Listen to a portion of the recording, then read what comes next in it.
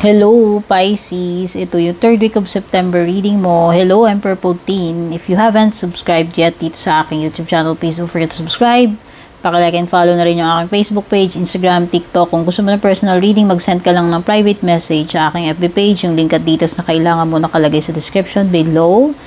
Pwedeng mag-resonate, pwedeng hindi. Since ito ay collective reading lamang, kung gusto mo talaga nung specific na reading para sa iyo, mag-book ka ng personal reading. Pisces, ang lucky day mo, Friday, lucky numbers mo, 45, 22, 41, 56, 17, at saka 30.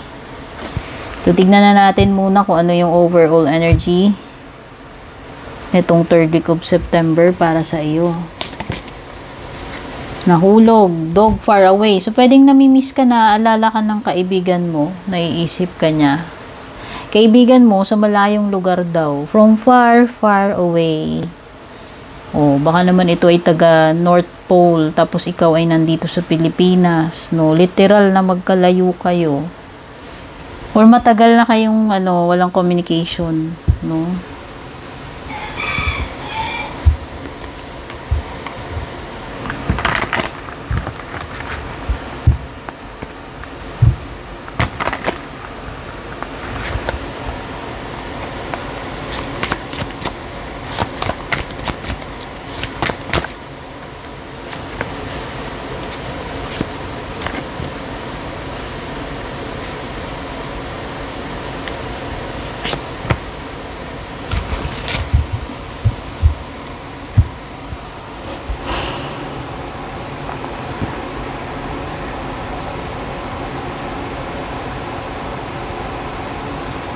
Wow, nakikita ko dito, alam mo, magiging financially independent ka na. Hindi ko alam kung bago ka lang ba nagtatrabaho. Pero yun, parang nakikita ko dito, unti-unti, kaya mo na mag-isa. So, yan, siguro yung mga iba dito na gustong-gusto ninyo magkaroon ng independence, yung makaalis sa bahay ninyo, alam mo yun, yung feeling ba na parang adulting, living alone in PH. May mga vlog na gano'n. Nakikita nyo ba yun, guys? Famous yan, no? Sa YouTube. Hindi, wala lang. Seriously, ibig sabihin lang nito, kaya mo na. No? Na nandun na yung kakayahan mo pagdating sa financial, no? Na naging independent ka na. Kasi alam mo na capable ka na dahil siguro, baka nakahanap ka na magandang job, magandang position, maganda yung sweldo mo. So, kung dati hindi mo na-afford ito, ngayon kaya mo na. No, kaya mo nang suportahan yung sarili mo, period. No? At lalong lumalakas yung loob mo, lalong tumataas yung confidence mo. Syempre, alam mo na alam mo na kaya mo Alam mo na meron kang may kadatungan ka at kaya mo. O, di ba? So, ang ganda nito, no? Sinasabi lang ni Nine of Pentacles, ito yung success na inani mo dahil sa sarili mong pagsisikap. So, pwedeng yung iba sa inyo, ini-enjoy nyo na itong success ninyo, yung mga perks or rewards ng pagsisikap ninyo. Sinasabi dito, you are self-made. Narating mo to dahil sa iyong sariling sipag at tiyaga. O, diba? Okay, pwedeng yung iba dito, single pa kayo.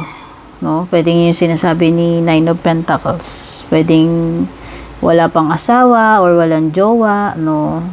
Pero successful ka naman. Okay? The Magician. So, may iba dito parang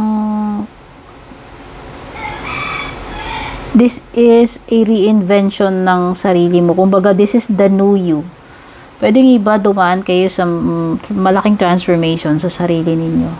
No, ibig sabihin may mga binago kayo or nagbago sa sarili ninyo. Like ito, kung dati wala kang job or umaasa ka lang sa allowance ng magulang mo, ngayon capable ka na mag-isa. Kaya mo nang dalhin sarili mo. May kadatungan ka, may maganda kang job, maganda yung sweldo mo, may sarili ka ng condo unit or may sarili ka ng bahay. Yan yung mga ganun. Okay, so ito yung nafe-feel ko transformation kay Magician, no? So, minsan, nire-remind nila yung iba dito, halimbawa kung meron kayong mga bagay na lagi nyong pinopostpone gawin, Okay, sinasabi ni Magician na itigil mo na yung procrastination mo at simulan mo na kung ano man yung project na yan o kung ano man yung bagay na dapat na noon mo pa sinimulan. Now is the moment na gawin, simulan itong mga gusto mong gawin or yung mga plano mo.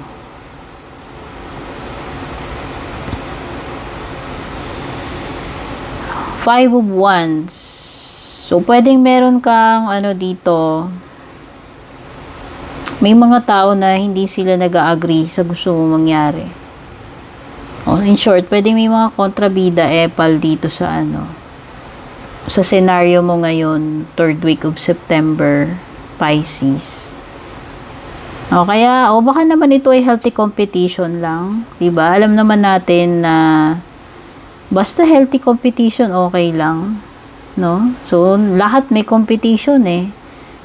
'Di ba? Sa trabaho, minsan sa relationship may kakompetensya din. O minsan sa family may kakompetensya, minsan sa negosyo. O minsan sa kaibigan mo may kumukompetensya rin sa. Hindi ko alam, maraming malawak, pero ano lang 'yan.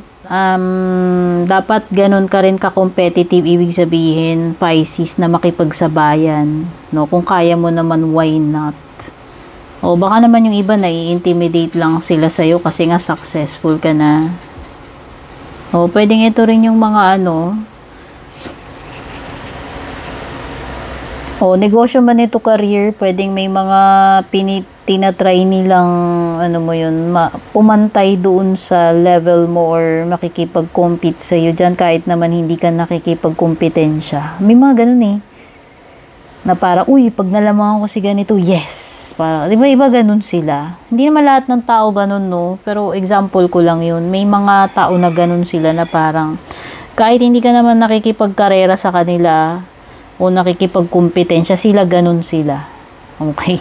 Wala lang, hindi ko alam. Parang ego nila yun eh, na parang, naungusan ko si ganyan. Again sinasabi ko hindi lahat ng tao gano'n, pero minsan ganyan nga, kahit na simple lang tayo, humble tayo, may mga tao na makulit na nakikipagsabayan, nakikipagkarera sa atin, kahit di naman tayo nakikipagkarera sa kanila. Okay.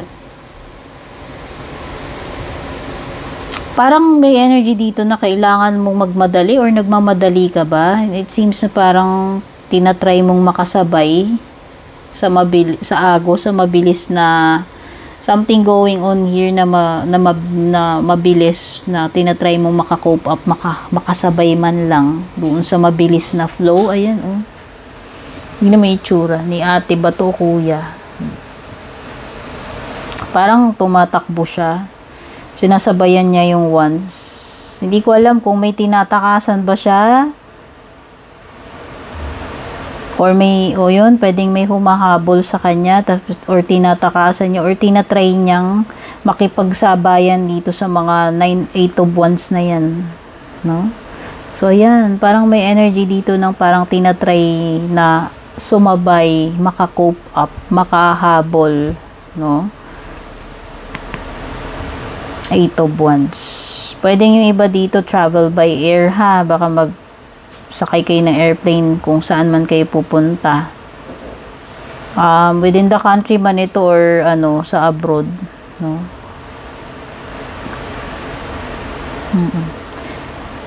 May energy na nagra-rush or nagka-cramming yan. Parang nagka-cramming or tinatry na makasabay. Okay. Yun yung energy na nasa-sense ko dyan.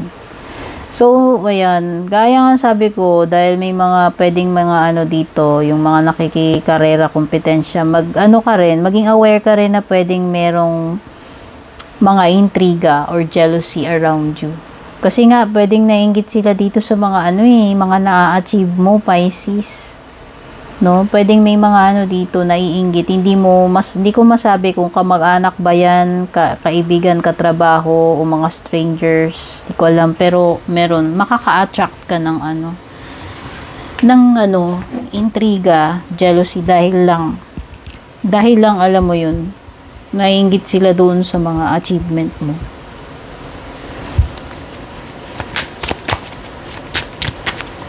So, tignan na natin yung love life mo itong 3rd week of September. Responsibility is, I have to take care of my financial and emotional needs. Parang tumutugma siya dito sa 9 of Pentacles. Okay, so kahit na may asawa na iba sa inyo dito, ayaw nyo nung nakadepende lang kayo sa binibigay ng asawa ninyo. So, pwedeng iba baka matagal kayong naging housewife, no, natali kayo sa bahay, and then parang this time gusto nyo naman patunayan sa sarili ninyo na capable din kayo, na kaya nyo ring maging independent. Kaya, gusto nyo, pwedeng yun. Ganun lang kasimple. Pwedeng gusto nyo lang magkaroon ng sarili ninyong pinagkakakitaan. Aside doon sa, sa binibigay sa'yo ng asawa mo. Parang ganun yung nasa-sense ko din. Na parang this time, gusto mo rin naman, alam mo yung pagbigyan din yung sarili mo, or, parang, gusto mo rin na may mapapatunayan ka sa sarili mo na kaya mo rin, no? Kahit naman kaya kang sustentuhan ng asawa mo, parang iba yung feeling para sa'yo. Gusto mo rin ng sarili mong achievement. Yun eh. Okay. So, yung iba sa inyo dito parang nangangailangan ng self-care. No? Ayan, no? Emotional needs, hindi lang financial. Baka iba sa inyo dito kasi gusto nyo, bukod dun sa gusto nyo ng may sarili kayong pera, na pwede ring kailangan ninyo ng i-fulfill itong mga emotional needs ninyo. Pwedeng may something lacking pagdating dito sa relationship ninyo na pwedeng hindi na ibibigay ng partner mo, jowa mo or asawa mo sa'yo, na parang gusto mo ibigay mo sa sarili mo yun. Kung hindi man maibigay ng asawa mo or partner mo, gusto mo at least ikaw sa sarili mo maibigay mo yung mga needs na yan na kailangan mo. Mapa-emotional man yan, financial. Pisces, why not, diba? Kung hindi naman magiging issue sa inyong dalawa yan, kung hindi naman mamasamain ng jowa mo o asawa mo, why not? Pwede mo naman ipaliwanag sa kanya in case na hindi niya naiintindihan or hindi niya alam. Ay, mali pala to. Ayan, kuha tayo ng para sa pera, career, or kabuhayan. Follow up. Uy. O baka tatawagan ka na nung in-applyan mo para sabihin na hired ka na. O baka may mga kailangan ka i-follow up dito kung ano man itong mga application na ito. Whether sa trabaho man ito, loan o etc. Ayan may follow up eh. Kailangan tawagan mo o kamustahin mo daw kung ano na yung status, no? Tignan pa natin additional messages, Pisces. Tower, solid foundation, success with effort. Yun na nga yung success na sinasabi ni sa'yo, ni 9 of Pentacles. Saan ka pa? Self-made success na na-achieve mo dahil sa iyong sariling pagsisikap. Ayan, success with effort. Siyempre, magiging successful ka ba kung wala kang ginawa, hindi ka nag-effort? Ito na yun, Pisces. Yung reward ng iyong effort at pagsisipag. Forces working against you. Naku, mukhang may mga may mga forces na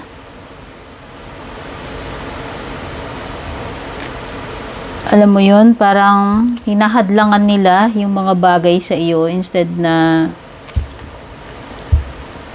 sabihin mo na mga kahit hindi tao, forces hindi natin masabi, wala siyang sinabing tao itong mga forces na to, basta meron lang mga energies na pwedeng humahad lang dito sa mga gusto mong mangyari o yung mga ginagawa mo.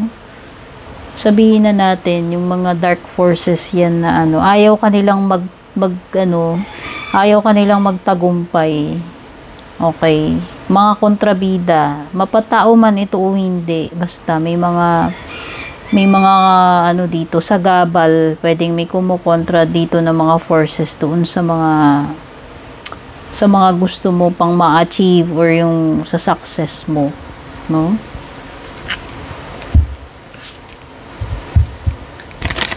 Pwedeng yan yung mga maging kontrabida dito sa gusto mong mga ma-achieve or gusto mong mangyari. Tingnan na natin closing message sa iyo ni Sacred Traveler Oracle. Pisces, faraway places, get ready for new horizons. Wow. Mukhang may ano dito element ng abroad. O di ba gaya ng sabi ko, travel by plane dito kanina. Oh, baka ano na, to the next level ka na. O, tapos ka na dito sa Pinas at gusto mo naman mag-explore sa ibang bansa. Ito na yun. Oh. Get ready for new horizons. So, yan, pwedeng iba sa inyo mag-a-abroad kayo. Doon na kayo magtatrabaho. Doon na kayo maninirahan. Doon nyo na itutuloy yung adventure ninyo, yung career ninyo. Wow. So, congratulations. Dahil maganda yung reading mo, may mga success. Ito na yung reading mo for the 3rd week of September, Pisces. Don't forget to like, share, subscribe. Take care. God bless.